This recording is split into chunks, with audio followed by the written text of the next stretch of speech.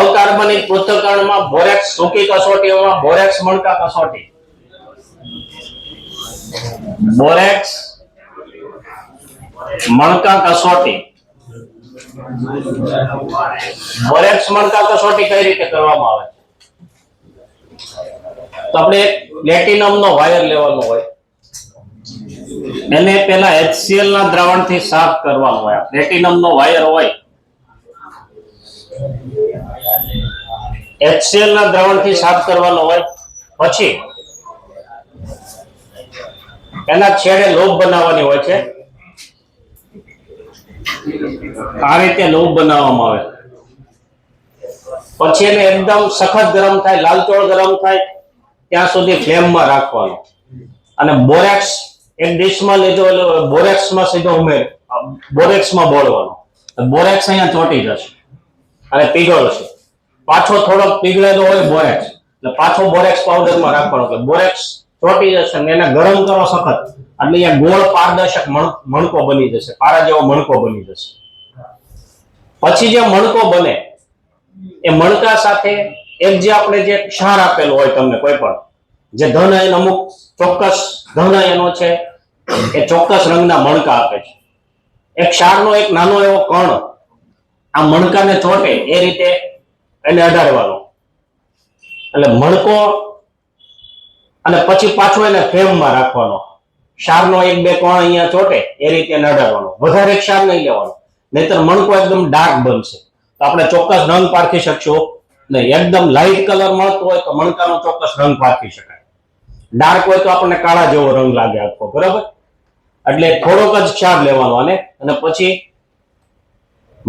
જે તે જે ધન આયન હોય એ પ્રમાણે એ રંગનો મણકો મળે છે. પણ મણકો શેનો મળે છે પ્રશ્ન પૂછાઈ ગયો. અજલમાં રાખજો. બોરેક્સ એટલે Na2B4O7 NH2O. એ પેલા અહીંયા ગરમ થાય એટલે આ જે સ્ફટિક જળ છે દૂર થાય, પાણી છે પેલા દૂર થાય, NH2O એટલે શુષ્ક Na2B4O7 મળે. Na2B4O7 એ ગરમ થાય એટલે સોડિયમ મેટાબોરેટ બનશે. NaBO2 ના 2 મોલ અને બોરિક એનાઇડ્રાઇડ બેમાંથી એકની પ્રક્રિયા લઈ શકીએ. એક ક્ષાર કયો આપેલો છે એનો પર આધાર છે. દાખલા તરીકે એટલે મેટાબોરેટ બને છે અને B2O3 એટલે એને બોરોન ટ્રાયોક્સાઇડ પણ કહેવાય, બોરોનનો ઓક્સાઇડ અથવા બોરિક એનાઇડ્રાઇડ કહેવાય. બોરિક એસિડનો એનાઇડ્રાઇડ છે. બોરિક એસિડના 2 અણુમાંથી પાણીના 3 અણુ દૂર કરીએ એટલે B2O3 બને, એટલે એને બોરિક એનાઇડ્રાઇડ પણ કહીશું આપણે. હવે માની લો કે તમને નિકલ ક્ષાર આપેલો છે, NiO તરીકે આપેલો છે કે બીજા કોઈ ક્ષાર તરીકે, તો એની આ B2O3 સાથે પ્રક્રિયા થાય. અહીંયા આપણે ક્ષારમાં અહીંયા કણ ચોંટાડ્યા ક્ષારના, એટલે એમાં બોરિક એનાઇડ્રાઇડ અથવા બોરોન ટ્રાયોક્સાઇડ હોય છે, એની પ્રક્રિયા થાય અને NiBO2 ટ્વાઇસ એનો બદામી રંગનો મણકો મળે. એટલે બદામી મણકો મળે તો Na+ નું ધન આયન હાજર હોય, બરાબર? BO2 માઇનસ આયન છે, BO2 માઇનસ, એને મેટાબોરેટ આયન કહેવાય. શું કહેવાય? મેટાબોરેટ. અને BO3 માઇનસ 3 છે એને ઓર્થોબોરેટ આયન કહેવાય. એટલે મણકો શાનો મળે છે ખાસ ધ્યાનમાં રાખવાનું છે. કોઈ પણ જે ધન આયન આપણે લીધે છે, મણકા કસોટીમાં ધન આયનો આવે છે, એમાં કોનો મણકો મળે છે? મેટાબોરેટ નો. કોનો? અને મેટાબોરેટ આયન એટલે BO2 માઇનસ 2. પ્રશ્ન પૂછાયેલો છે આ, બરાબર? મણકો શાનો મળે છે ધ્યાનમાં રાખવાનું છે? મેટાબોરેટ નો. એના ઓક્સાઇડ નો મણકો નથી મળતો, NiO નો મણકો નથી મળતો. NiO તો ક્ષાર લીધો છે.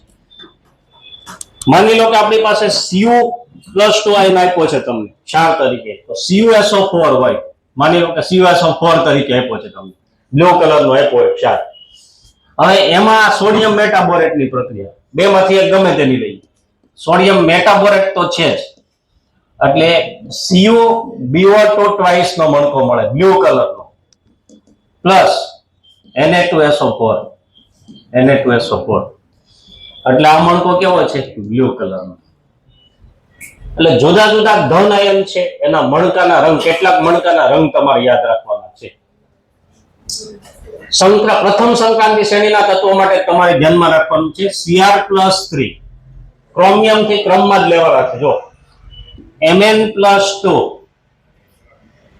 ક્રોમિયમ મેંગેનીઝ, પછી આયન આવે ને Fe+2, પછી કોબાલ્ટ CO+2, Ni+2 અને Cu+2. બસ આ 6 ના મણકાના તમારે રંગ યાદ રાખવાના છે. તો અહીંયા Cr+3 છે એનો મણકો લીલા રંગનો હોય, એક ક્ષાર લીલા રંગનો હોય અને આનો આછો લીલો હોય એટલે લીલો રંગ. તો એકાંતરે આગળથી લીલો રંગ, પાછળથી જોઈએ આપણે તો Cu+2 નો રંગ ભૂરો, આનો મણકો ભૂરા રંગનો મળે અને CO+2 નો પણ ભૂરો મળે. બાકી વધ્યા બે, તો એમાં આ જે Ni+2 છે એનો મણકો બદામી મળે અને આનો મળે ગુલાબી. યાદ રહી ગયો? આ એનો તો ક્રમમાં જ લીધા છે, chromium manganese iron cobalt nickel copper. એક Cr+3 છે, બાકીના +2 છે. આગળથી બે લીલો, પાછળથી એકાંતરે ભૂરો, વચ્ચે ગુલાબી બદામી. એટલે મણકાના રંગ ક્રમમાં યાદ રાખજો. અને મણકો શાનો મળે છે ખાસ ધ્યાનમાં રાખવાનું છે. શાનો મળે છે? કોઈ પણ ધાતુ આયન હોય એનો શું મળશે? મેટાબોરેટ. દાખલા તરીકે Cr+3 હોય તો શેનો મણકો મળે? તો CrBO2 થ્રાઇસ આવશે ને, Cr+3 BO2 -1. અને મેટાબોરેટ આયન એટલે કયો એ યાદ રાખો તો સૂત્ર આવડી જાય, BO2- એટલે મેટાબોરેટ. BO3- ઓર્થોબોરેટ આયન કહેવાય, બરાબર? BO2- મેટાબોરેટ. એટલે વિકલ્પમાં ઓર્થોબોરેટ આપેલું હોય, મેટાબોરેટ આપેલું હોય, ધ્યાનમાં રાખવાનું. બોરેક્સ મણકા કસોટી, એના દ્વારા ધન આયન પારખી શકાય છે. ત્યાર પછીની કસોટી છે આપણી કોલસા પોલાણ કસોટી. કોલસા પોલાણ કસોટી છે એમાં તમારે એક કોલસો છે એમાં ધીમે ધીમે પરિકરની મદદથી પોલાણ ઉત્પન્ન કરવાનું છે, અંદર કેવિટી ઉત્પન્ન કરવાની છે, બરાબર? પોલાણની અંદર કેવિટી ઉત્પન્ન કરવાની. દાખલા તરીકે કોલસાનો ટુકડો છે એમાં પોલાણ ઉત્પન્ન થાય છે. આ રીતે આ પોલાણ ઉત્પન્ન કરવાનું અંદર.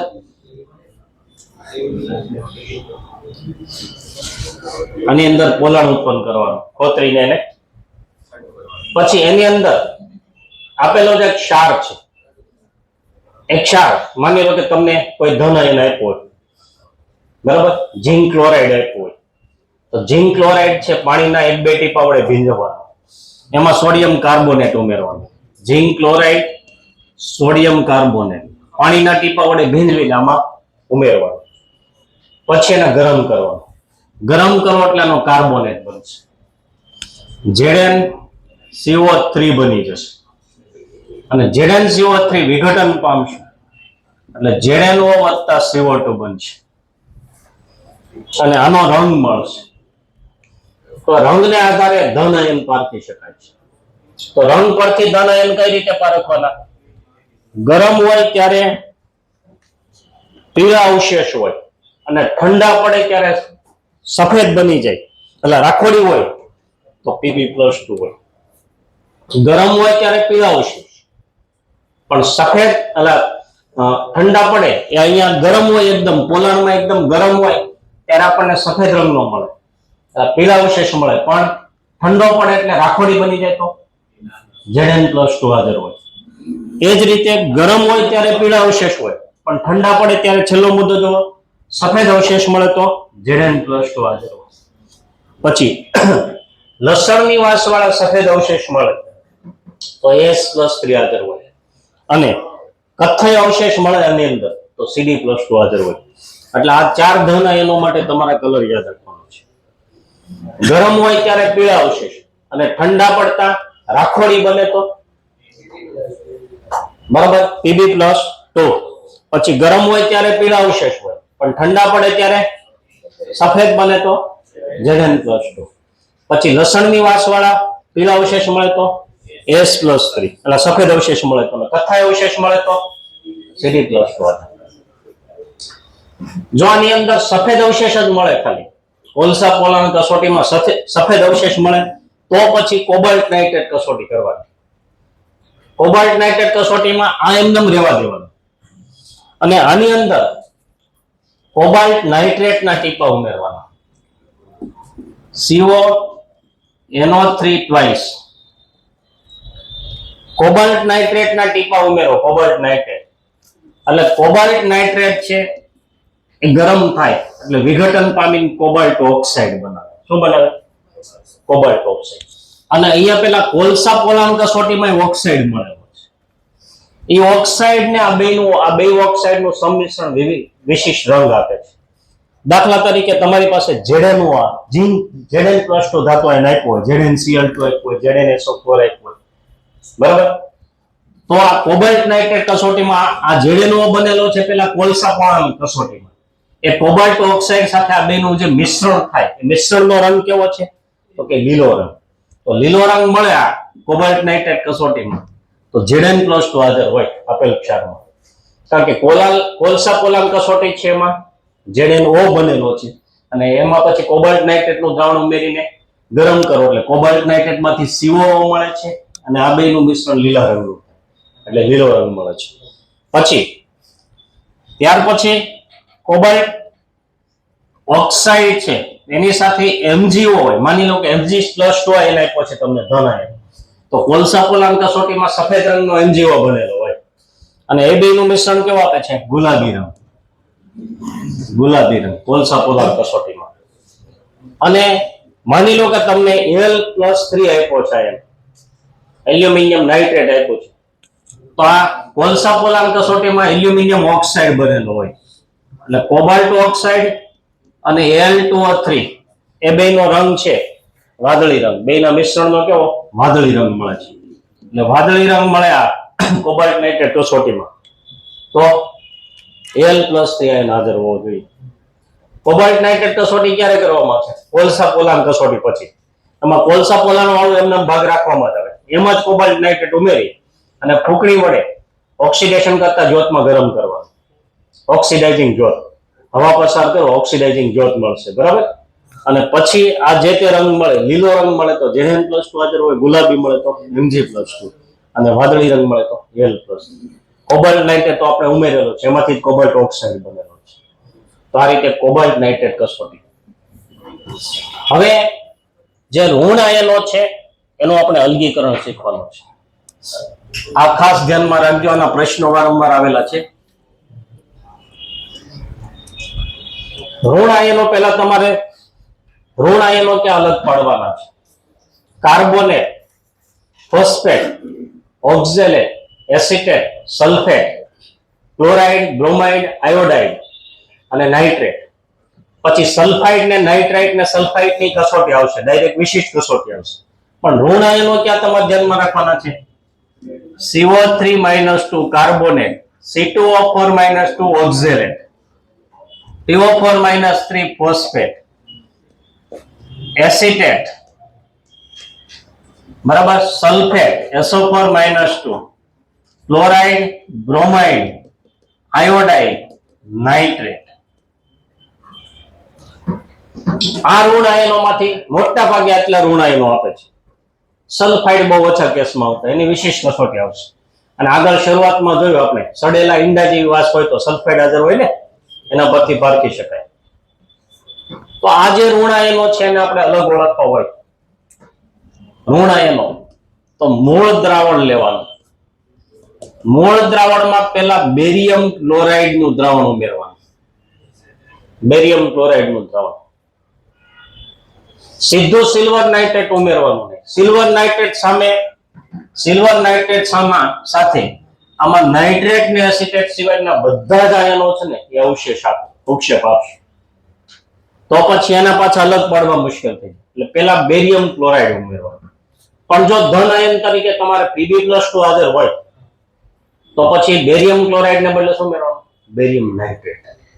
કારણ કે બેરિયમ ક્લોરાઇડ ઉમેરો તો PbCl2 બને. PbCl2 પાછો અલ્પદ્રવ્ય ક્ષાર છે. પહેલા સમૂહમાં આવે ને Pb+2 એટલે ક્લોરાઇડ તરીકે અવક્ષેપન પામે.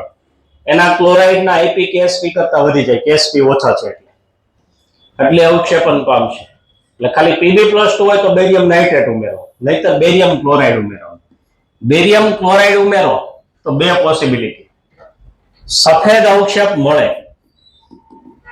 સફેદ અવક્ષેપ મળે અથવા અવક્ષેપ મળતા નથી.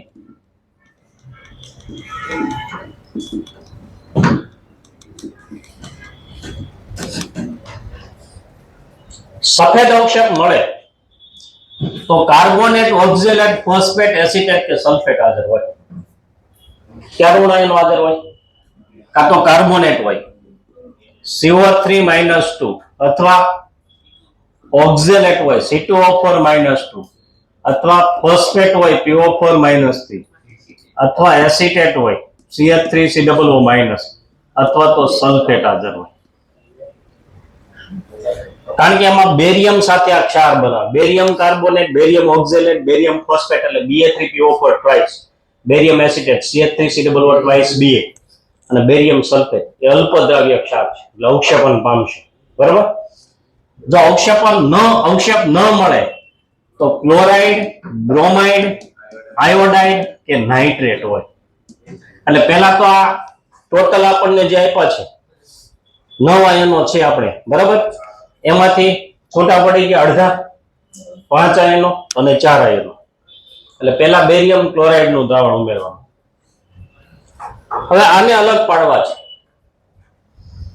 આને અલગ પાડવાનું તો આપણને જે અહીંયા અવક્ષેપ મળે, સફેદ અવક્ષેપ, એ અવક્ષેપને ગાળી લેવાના અને એમાં મન નાઇટ્રિક એસિડ નું દ્રાવણ ઉમેરવાનું. તો પાછા 3 ભાગ પડશે. નાઇટ્રિક એસિડ ઉમેરતા અવક્ષેપ ઉભરા સાથે દ્રાવ્ય, ઉભરા સાથે દ્રાવ્ય થાય તો કાર્બોનેટ હોય.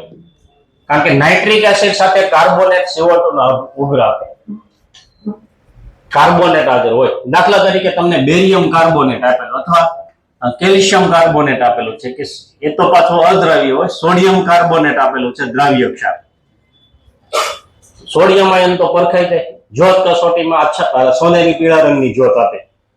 સોડિયમ કાર્બોનેટ આપેલું હોય તો અહીંયા નાઇટ્રિક એસિડ સાથે પ્રક્રિયા થાય એટલે Na3 H2O CO2 બને. એટલે CO2 ના ઉભરા સાથે અવક્ષેપ દ્રાવ્ય થઈ જાય તો કાર્બોનેટ હાજર હોય. ઉભરા વગર દ્રાવ્ય થાય, અવક્ષેપ ઉભરા વગર દ્રાવ્ય થાય, ઉભરા વગર દ્રાવ્ય તો કાં તો ઓક્ઝેલેટ હોય, એના નાઇટ્રિક એસિડ સાથેના નાઇટ્રેટ બને. આ નાઇટ્રેટ બને ક્ષારના અવક્ષેપના. C2O4-2 હોય અથવા ફોસ્ફેટ હોય અથવા એસિટેટ હોય અને અવક્ષેપ અદ્રાવ્ય રહે, અદ્રાવ્ય તો સલ્ફેટ હોય. કારણ કે કોઈ પણ સલ્ફેટ નાઇટ્રિક એસિડમાં દ્રાવ્ય નહીં થાય. બરાબર? સલ્ફેટની દ્રાવ્યતા ન હોય નાઇટ્રિક એસિડમાં, એટલે સલ્ફેટ કરતા નાઇટ્રેટ છે વધુ દ્રાવ્ય હોય, IP વધારે હોય નાઇટ્રેટના સલ્ફેટ કરતા. બરાબર? એટલે સલ્ફેટ છે અદ્રાવ્ય રહે તો સલ્ફેટ હાજર હોય. એટલે આ પાછા 5 હતા, એમાં 3 ભાગ પડી ગયા. 2 આયનો સીધા પરખાઈ જાય. જો ઉભરા સાથે દ્રાવ્ય હાજર હોય, અવક્ષેપ દ્રાવ્ય થઈ જાય તો કાર્બોનેટ હાજર હોય, અને ઉભરા વગર અદ્રાવ્ય રહે તો સલ્ફેટ, અને અવક્ષેપ દ્રાવ્ય હોય તો એટલે અવક્ષેપ ઉભરા વગર દ્રાવ્ય હોય તો કાં તો ઓક્ઝેલેટ હોય, કાં ફોસ્ફેટ હોય, કાં એસિટેટ. હવે આ 3 ને અલગ પાડવા તો પાછું મૂળ દ્રાવણ લેવાનું. ટેસ્ટ ટ્યુબમાં, બીજી ટેસ્ટ ટ્યુબમાં મૂળ દ્રાવણ લેવાનું અને એમાં સિલ્વર નાઇટ્રેટ નું દ્રાવણ ઉમેરવાનું. ડાયરેક્ટ સિલ્વર નાઇટ્રેટ ઉમેરો તો આ અવક્ષેપન પામશે, એટલે એ પાછા અલગ નહીં પડે. 7 આયનો ભેગા થાય તો આ 5 અને આ 3 એટલે 8 આયનો ભેગા થાય. ખાલી નાઇટ્રેટ જ દ્રાવ્ય થાય સિલ્વર નાઇટ્રેટમાં. બરાબર? એટલે બસ, અને એસિટેટ દ્રાવ્ય થાય એટલે 8 આયનો તો એમનેમ રહેવાના, 6 આયનો તો એમનેમ રહેવાના. હવે આ 3 ને અલગ પાડવા છે તો મૂળ દ્રાવણ છે એમાં સિલ્વર નાઇટ્રેટ નું દ્રાવણ ઉમેરવાનું, AgNO3 નું દ્રાવણ ઉમેરવાનું.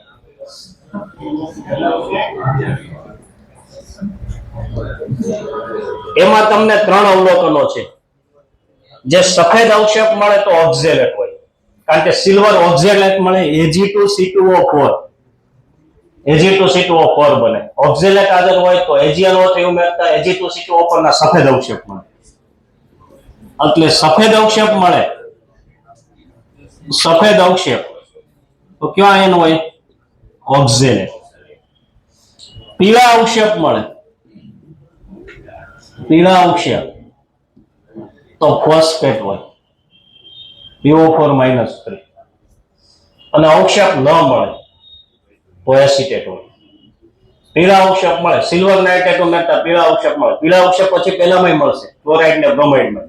એમાં ડાયરેક્ટ આપણે સિલ્વર નાઇટ્રેટ ઉમેરવાનો નહીં, પેલા બેરિયમ ક્લોરાઇડ ની મદદથી ભેદ પાડવાનો. આ બેમાં 8-9 આયનો છે, એમાં ભેદ પાડવાનો, બરાબર?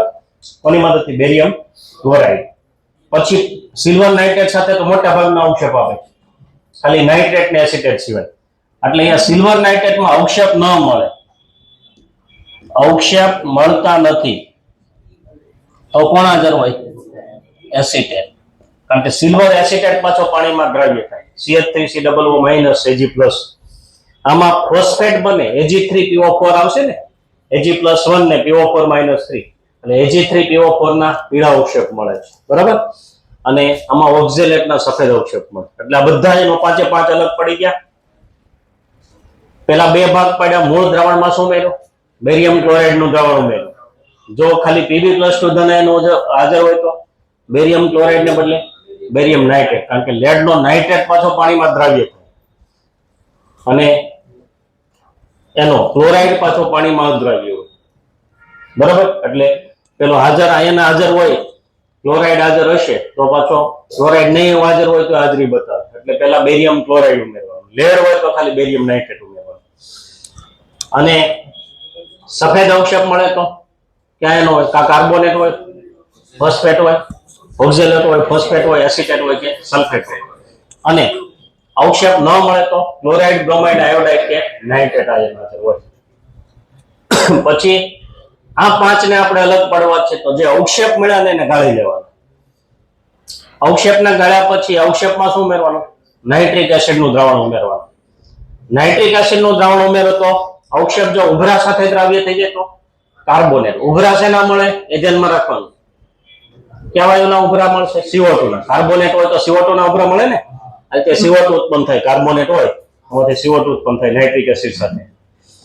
અને જો અવક્ષેપ ઉભરા વગર દ્રાવ્ય હોય તો ઓક્ઝેલેટ, ફોસ્ફેટ કે એસિટેટ હોય. અને અવક્ષેપ અદ્રાવ્ય હોય તો સલ્ફેટ.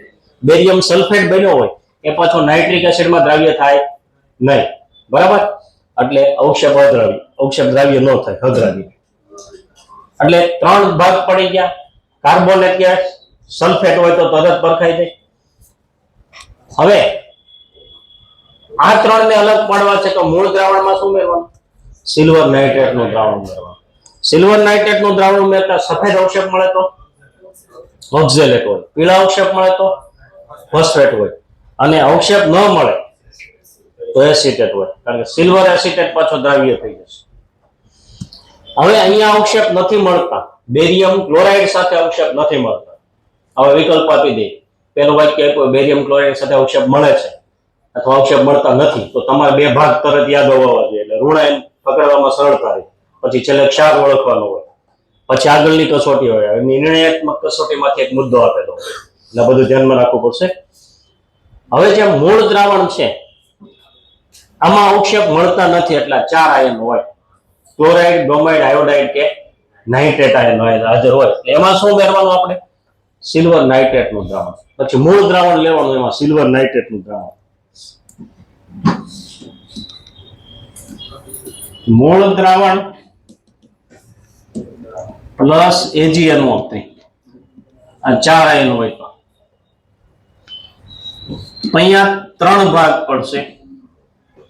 સફેદ અવક્ષેપ મળે તો ક્લોરાઇડ હાજર હોય. સફેદ અવક્ષેપ તો ક્લોરાઇડ હાજર હોય. પીળા અવક્ષેપ મળે સિલ્વર નાઇટ્રેટ સાથે. આમાં સફેદ અવક્ષેપ શેના હોય ભાઈ? ક્લોરાઇડ હાજર હોય તો AgCl નો. પીળા અવક્ષેપ મળે તો AgBr કે AgI હોય. AgBr આછા પીળા હોય, AgI ઘેરા પીળા હોય. બરાબર, પણ પીળા અવક્ષેપ મળે તો એજી એટલે બીઆર માઇનસ કે આઈ માઇનસ હોય એટલે એજીબીઆર કે એજીઆઈ ના અવક્ષેપ મળે, બ્રોમાઇડ કે આયોડાઇડ હાજર હોય. અને નાઇટ્રેટ પાછા બધા પાણીમાં દ્રાવ્ય હોય, કોઈ પણ નો નાઇટ્રેટ, સિલ્વર નો નાઇટ્રેટ લો, બેરિયમ નો નાઇટ્રેટ લો, એ પાણીમાં દ્રાવ્ય હોય. એટલે અવક્ષેપ ન મળે, અવક્ષેપ મળતા નથી, અવક્ષેપ મળતા નથી તો નાઇટ્રેટ. એટલે અહીંયા આપણને 3 અવલોકન જોવા મળશે. એમાં 2 આયનો તો પરખાઈ ગયા સીધા. સફેદ અવક્ષેપ મળે તો ક્લોરાઇડ ને અવક્ષેપ ન મળે તો નાઇટ્રેટ. અને પીળા અવક્ષેપ મળે તો પાછા 2 આયનો છે. હવે બ્રોમાઇડ કે આયોડાઇડ, કેમ ક્લોરાઇડ સફેદ રંગનો હોય ને બ્રોમાઇડ કે આયોડાઇડ પીળા રંગનો હોય? બોલો. ક્લોરાઇડ સફેદ રંગના હોય, એજીસીએલ સફેદ રંગનું હોય, એજીબીઆર કે એજીઆઈ પીળા રંગના કેમ?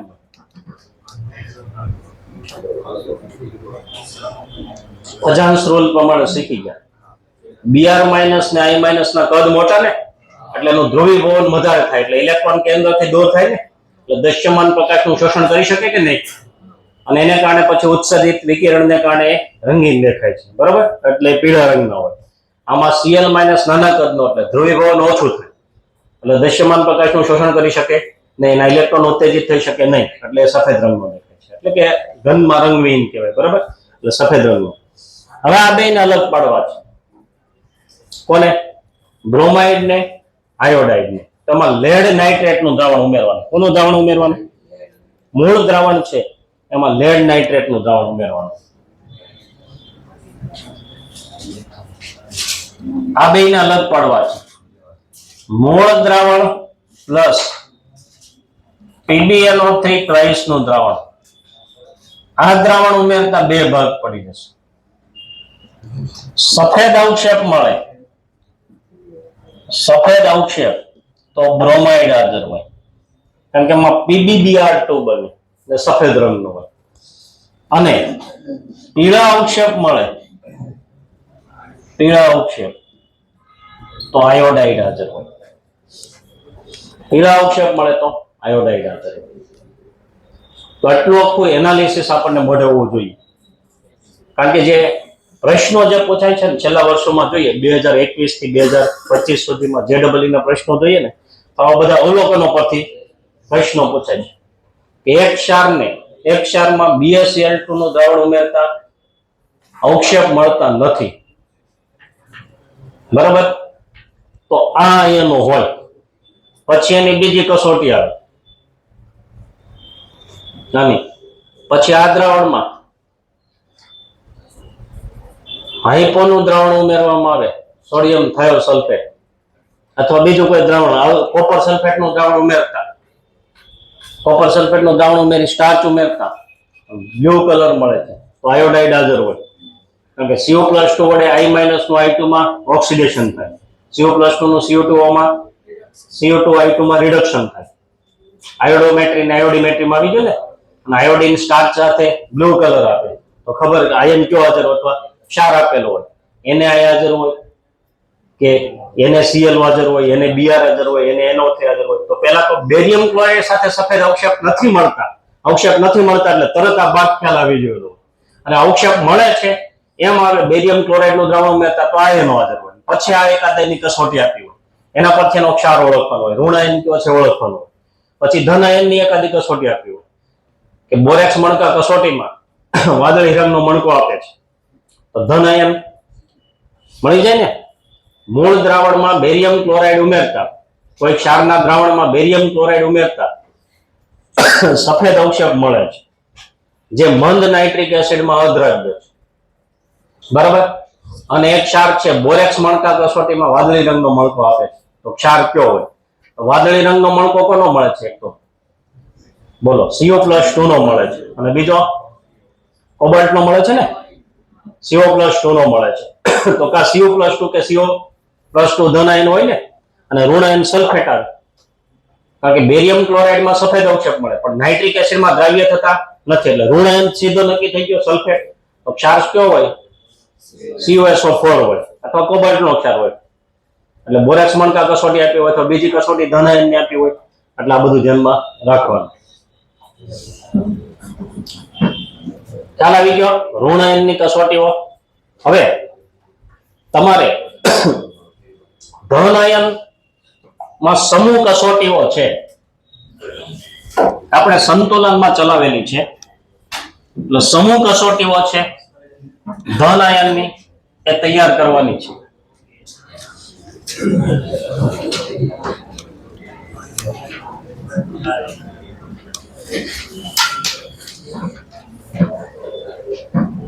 સમૂહ કસોટીમાં પહેલા સમૂહના ધન આયનો, પહેલા સમૂહના ધન આયનો ક્યાં છે? Pb+2 Ag+ અને Hg2+2. એનું અવક્ષેપણ શાના તરીકે કરવામાં આવે છે? એના ક્લોરાઇડ તરીકે. એના માટે મંદ HCl ઉમેરવામાં આવે છે. એટલે Pb+2 હોય તો PbCl2 તરીકે અવક્ષેપણ પામે, Ag+ હોય તો AgCl તરીકે અવક્ષેપણ પામે, Hg+ હોય તો Hg2Cl2 તરીકે. કારણ કે આ બધા ક્લોરાઇડ છે, લેડ નો ક્લોરાઇડ, સિલ્વર નો ક્લોરાઇડ કે મર્ક્યુરસ ક્લોરાઇડ, એ પાણીમાં અલ્પદ્રાવ્ય છે. કારણ કે એના IP છે એ KSP કરતા વધારે થઈ જાય, KSP એના ઘણા ઓછા છે. એટલે એને કારણે જો ક્લોરાઇડ મંદ HCl ઉમેરતા અવક્ષેપ મળે તો આ પહેલો સમૂહ હાજર હોય. બાકીના સમૂહના ક્લોરાઇડ છે એના KSP વધારે છે, એમાં IP KSP ન થઈ શકે. બરાબર. અહીંયા સાંદ્ર HCl કેમ નથી ઉમેરવામાં આવતું? તો સાંદ્ર HCl માં Cl- ની સાંદ્રતા વધારે હોય ને, એટલે અન્ય સમૂહના ધન આયનો હાજર હોય તો અહીંયા અવક્ષેપણ પામે પહેલા સમૂહમાં. એટલે આપણે પહેલો સમૂહ હાજર માનીએ, હકીકતમાં હાજર હોતો નથી. એટલે સાંદ્ર HCl ઉમેરવામાં આવતું નથી, મંદ HCl ઉમેરવામાં આવે છે. બીજા સમૂહના આયનોમાં 2A અને 2B આયનો યાદ રાખવાનો છે. નીટમાં 2 વખત પ્રશ્ન પૂછાઈ ગયો, JEE માં ઘણા પ્રશ્નો આવી ગયા છે. એટલે 2A સમૂહના જે આયનો છે એ ધન આયનો ક્યાં છે? એક તો રિપીટ થાય છે Pb+2, પછી આમાં Hg+1 છે એટલે કે Hg2+2, આમાં Hg+2. બીજા ક્યાં આયનો છે? બીજા સમૂહમાં 2A માં Cu+2 અને Cd+2.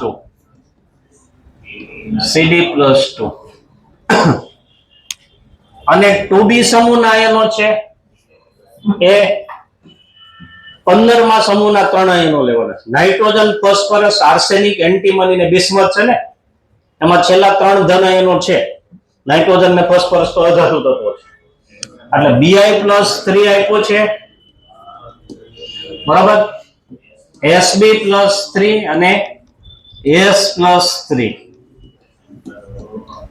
અને 14મા સમૂહના તત્વો ક્યાં છે? કાર્બન, સિલિકોન, જર્મેનિયમ, ટીન અને લેડ. એમાં ટીનના 2 આયનો લેવાના છે, +2 અને +4 ઓક્સિડેશન અવસ્થામાં.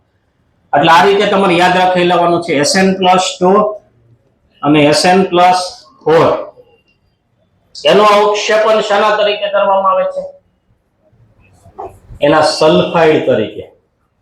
સલ્ફાઇડ માટે H2S નો ઉપયોગ થાય છે. H2S જળ ઉમેરવામાં આવે અથવા H2S વાયુ પસાર કરવામાં આવે. તેના માટે પણ મંદ HCl ની હાજરીમાં H2S ઉમેરવામાં આવે છે.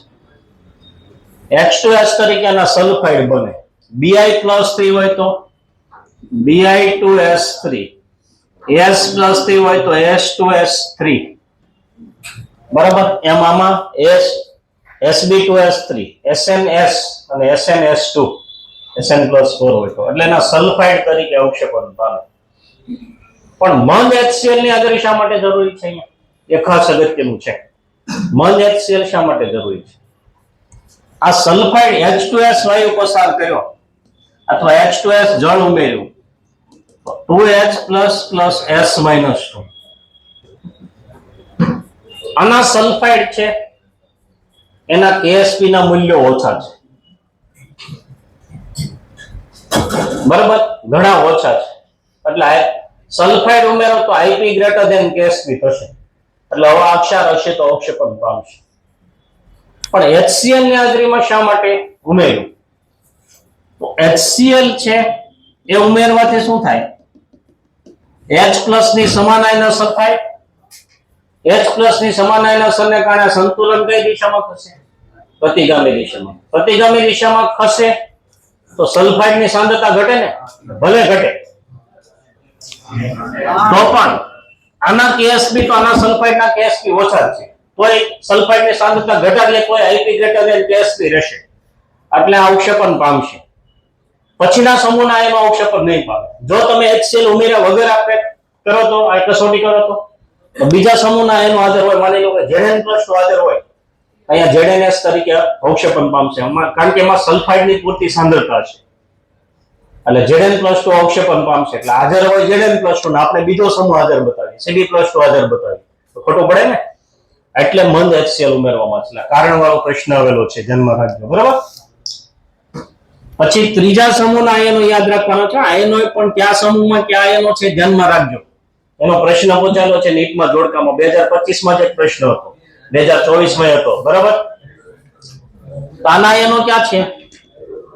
Fe+3, Al+3 અને Cr+3. આ ત્રણ આયનો છે. એના અવક્ષેપન એના હાઇડ્રોક્સાઇડ તરીકે કરવામાં આવે છે. હાઇડ્રોક્સાઇડ તરીકે અવક્ષેપન માટે એમોનિયમ હાઇડ્રોક્સાઇડ ઉમેરવામાં આવે છે, NH4OH. પણ એમોનિયમ હાઇડ્રોક્સાઇડ છે એ એમોનિયમ ક્લોરાઇડ ની હાજરીમાં ઉમેરવામાં આવે છે. કોની હાજરીમાં ઉમેરવામાં છે? એમોનિયમ ક્લોરાઇડ ની હાજરીમાં. હાઇડ્રોક્સાઇડ તરીકે અવક્ષેપન માટે એમોનિયમ હાઇડ્રોક્સાઇડ ઉમેરવામાં આવે છે. NaOH કેમ નથી ઉમેરવામાં આવતો? કે KOH કેમ ન ઉમેરી? હાઇડ્રોક્સાઇડ તો આમાંથી મળશે ને, OH-. NaOH કે KOH ઉમેરે તો એ પ્રબળ બેઝ છે. પ્રબળ બેઝ એટલે લગભગ સંપૂર્ણ આયનીકરણ પામે, એટલે એમાં OH- ની સાંદ્રતા વધારે હોય, એટલે પછીના સમૂહના આયનો હાજર હોય તો હાજરી બતાવે. દાખલા તરીકે Mg+2 હાજર છે, અહીંયા MgOH twice ના અવક્ષેપ આપે, NaOH ઉમેરો તો આપનું અવલોકન આપણે ત્રીજો સમૂહ હાજર બતાવીએ, અહીંયા અવક્ષેપ મળે.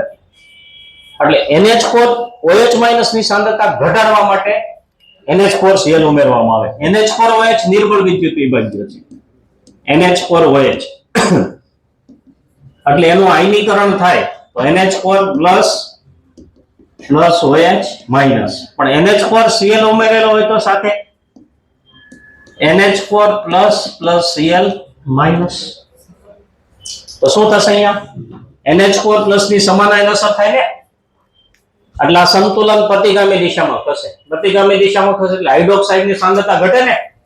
ભલે ઘટી, પણ ઘટેલી સાંદ્રતા હોય તોય આના તો કેસ આના હાઇડ્રોક્સાઇડના KSP ઓછા છે, તોય IP > KSP થશે. પણ આ એનો હાજર હશે ને તો જ અવક્ષેપન પામશે. NH4Cl ઉમેરેલો ન ઉમેરેલો હોય તો હાઇડ્રોક્સાઇડની પૂરતી સાંદ્રતા મળે, એટલે પછીના સમૂહના ધન આયનો હાજર હોય તો અહીંયા હાજરી બતાવશે, એટલે અવલોકન ખોટું પડશે. એટલે NH4Cl ની હાજરીમાં NH4OH ઉમેરવામાં આવે છે. બીજું, NaOH કે KOH ઉમેરીએ તો પણ શું થાય? તો પ્રબળ બેઝ હોવાથી OH- ની પૂરતી સાંદ્રતા હોય, એટલે પછીના સમૂહના આયનો હાજર હોય તો અહીંયા હાજરી બતાવે, બરાબર? અથવા આ આયનો હાજર હોય ઘણી વખત Al+3 કે Cr+3 તો એ હાજરી ન બતાવે, કારણ કે જેવો Al+3 હાજર હોય આપણે NaOH ઉમેરીએ તો શું થશે? AlOH thrice ના અવક્ષેપ મળશે આપણને. AlOH thrice ના અવક્ષેપ મળશે, સફેદ ચીકણા અવક્ષેપ મળે AlOH thrice નો.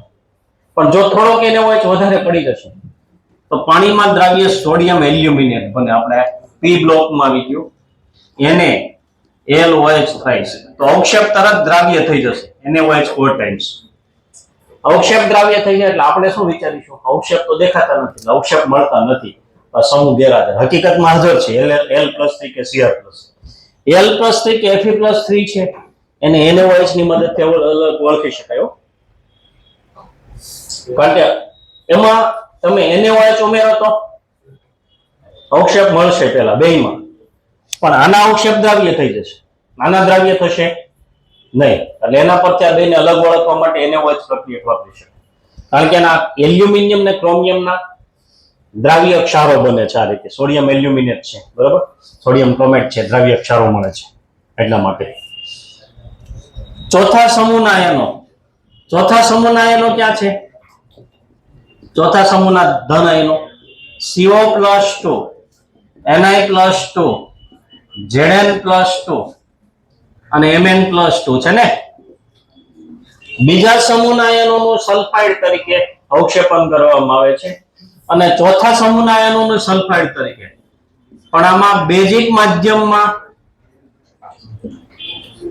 માધ્યમમાં H2S નો ઉપયોગ થાય છે. પેલામાં એસિડિક માધ્યમમાં, એમાં સલ્ફાઇડની સાંદ્રતા આપણે શું કરવી છે? ઘટાડવી છે. આમાં આના KSP વધારે છે, પણ અવક્ષેપણ માટે IP વધારવો જરૂરી છે. IP ગ્રેટર ધેન KSP હોય તો જ અવક્ષેપણ થાય. એના માટે સલ્ફાઇડની સાંદ્રતા વધારવી પડે. સલ્ફાઇડની સાંદ્રતા વધારવા માટે બેઝિક માધ્યમમાં, દાખલા તરીકે NH4OH લઈએ તો NH4 પ્લસ OH માઇનસ, તો આ OH માઇનસ આ H પ્લસ ને તટસ્થ કરી નાખે, બરાબર. એટલે H પ્લસ ની સાંદ્રતા ઘટે, એ પાછું વધારવા સંતુલન કઈ દિશામાં થશે? પુરોગામી દિશામાં. એટલે સલ્ફાઇડ ની સાંદ્રતા વધે, અને સલ્ફાઇડ ની સાંદ્રતા વધે તો આના જે ધન આયનો હાજર હોય તો અવક્ષેપણ પામે, નહીતર હાજર હશે તો અવક્ષેપણ નહીં પામે. કારણ કે આના KSP, સલ્ફાઇડના KSP થોડા પ્રમાણમાં વધારે છે. પાછો H2S તો એકદમ નિર્બળ એસિડ, એટલે આયનીકરણ ઓછા પ્રમાણમાં થયેલું હોય, સલ્ફાઇડની સાંદ્રતા ઓલરેડી ઓછી હોય, એ આપણે વધારવી પડે અવક્ષેપણ માટે. એટલે એમાં બેઝિક માધ્યમમાં H2S ઉમેરવામાં આવે છે.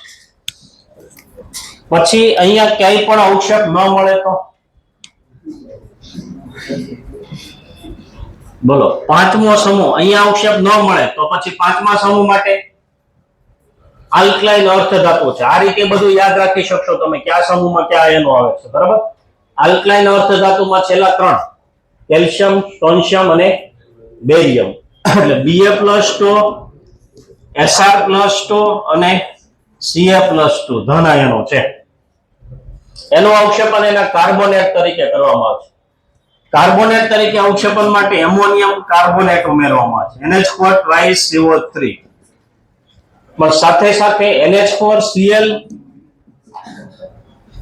અને NH4OH ઉમેરવામાં આવે છે. તો બેરિયમ આયન હાજર હોય તો BaCO3 તરીકે અવક્ષેપણ પામે, સફેદ અવક્ષેપ મળે. Sr+2 હોય તો SrCO3 ને સફેદ અવક્ષેપ મળે, અને Ca+2 હોય તો CaCO3 ને સફેદ અવક્ષેપ મળે. એટલે કાર્બોનેટ તરીકે ઉમેરવામાં આવે. NH4Cl શા માટે ઉમેરવામાં આવે છે તમને ખબર પડી ગઈ છે. આના પછીનો સમૂહ છે છઠ્ઠો સમૂહ. એના આયનો Na+, K+ અને Mg+2. માની લો કે Mg+2 હાજર છે, અને જો આપણે NH4Cl ન ઉમેરીએ, ખાલી એમોનિયમ કાર્બોનેટ ઉમેરીએ તો MgCO3 નો અવક્ષેપ મળી જાય. એટલે આપણે હાજર હોય છઠ્ઠો સમૂહ ને હાજર કયો બતાવીએ? પાંચમો સમૂહ. એટલે આ કાર્બોનેટની સાંદ્રતા ઘટાડવા માટે સમાન આયન અસર કરવાની ને NH4+ ની, કાર્બોનેટની સાંદ્રતા ઘટાડવા માટે, એટલે કે પછીના સમૂહના આયનો છે અવક્ષેપણ અટકાવવા માટે એમોનિયમ ક્લોરાઇડ ઉમેરવામાં આવે છે. એમોનિયમ હાઇડ્રોક્સાઇડ શા માટે ઉમેરવામાં આવે છે? એમોનિયમ હાઇડ્રોક્સાઇડ તો આ કાર્બોનેટ છે ને એની સાથે થોડો બાયકાર્બોનેટ પણ રહેલો જ હોય છે. પાછાના બાયકાર્બોનેટ છે પાણીમાં દ્રાવ્ય હોય, કાર્બોનેટ અદ્રાવ્ય છે, બેરિયમ, સ્ટ્રોન્શિયમ ને કેલ્શિયમના, પણ બાયકાર્બોનેટ પાણીમાં દ્રાવ્ય છે. તો પૂરેપૂરો અવક્ષેપણ પામે નહીં. ઘણી વખત આપણે એનું પરિમાપન કરવું હોય, એટલે એનું પ્રમાણ જાણવું હોય, કેલ્શિયમ કેટલો હાજર છે, સંપૂર્ણ અવક્ષેપણ કરવું જરૂરી છે. બાયકાર્બોનેટ તો અવક્ષેપણ નથી પામવાનું, જેટલો બાયકાર્બોનેટ ઉમેરાશે એટલો કેલ્શિયમ બાયકાર્બોનેટ બની જશે, દ્રાવ્ય રહેશે, આપણે પૂરેપૂરા અવક્ષેપ મળશે નહીં. તો પેલો બાયકાર્બોનેટ છે એનું કાર્બોનેટમાં રૂપાંતર કરવું જરૂરી છે. બાયકાર્બોનેટનું કાર્બોનેટમાં રૂપાંતર કરવા માટે NH4OH ઉમેરવામાં છે. NH4OH ઉમેરશો એટલે આ જે બાયકાર્બોનેટ છે એ કાર્બોનેટમાં રૂપાંતર પામશે, NH4 2CO3 કાર્બોનેટમાં રૂપાંતર પામશે, બરાબર. અને H2 અને CO2 એટલે H2O 2H2O NH4 2 અને CO3 એટલે પ્લસ H2 એટલે બાયકાર્બોનેટ નું કાર્બોનેટમાં રૂપાંતર કરવા માટે ઉમેરવામાં આવે છે. અહીંયા ક્યાંય અવક્ષેપ ન મળે તો છેલ્લે 4 આયનો વધે. બરાબર. શૂન્ય સમૂહ છે એમાં NH4 પ્લસ, પછી એની ડાયરેક્ટ નિર્ણયાત્મક કસોટી કરવામાં આવે. બધા 4 આયનો છે એમાંથી કયો આયન હાજર છે એટલે નિર્ણયાત્મક કસોટી કરે. જ્યોત કસોટી કરો તો પહેલા સીધા સોડિયમ કે આની જ્યોત મળશે નહીં. અને છેલ્લા સમૂહ માટે કયો છે પ્રક્રિયક NH4 પ્લસ માટે નેસ્લર નો પ્રક્રિયક. એનું સૂત્ર યાદ રાખજો, કેટો HJ4 સંકીર્ણ છે, કેટો HJ4 નેસ્લર નો પ્રક્રિયક. એમાં કયો તત્વ હાજર નથી એવો પ્રશ્ન 2 વખત પૂછાઈ ગયો છે. KHG ના આવ્યું હોય તો ઓક્સિજન એક વખત આન્સર પ્રશ્ન પૂછેલોમાં ચોથો વિકલ્પ ઓક્સિજન આપ્યો, એકમાં નાઇટ્રોજન આપ્યો. એમાં નાઇટ્રોજન કે ઓક્સિજન હોય નહીં નેસ્લર ના પ્રક્રિયકમાં. એટલે K2HJ4 ને બેઝિક માધ્યમમાં લેવામાં આવે છે. તપકીરિયા રંગના અવક્ષેપ મળે બ્રાઉન. બરાબર. એટલે NH4 પ્લસ હાજર હોય છે. કે તો ધન આયનની કસોટીઓ અને ઋણ આયનની કસોટી.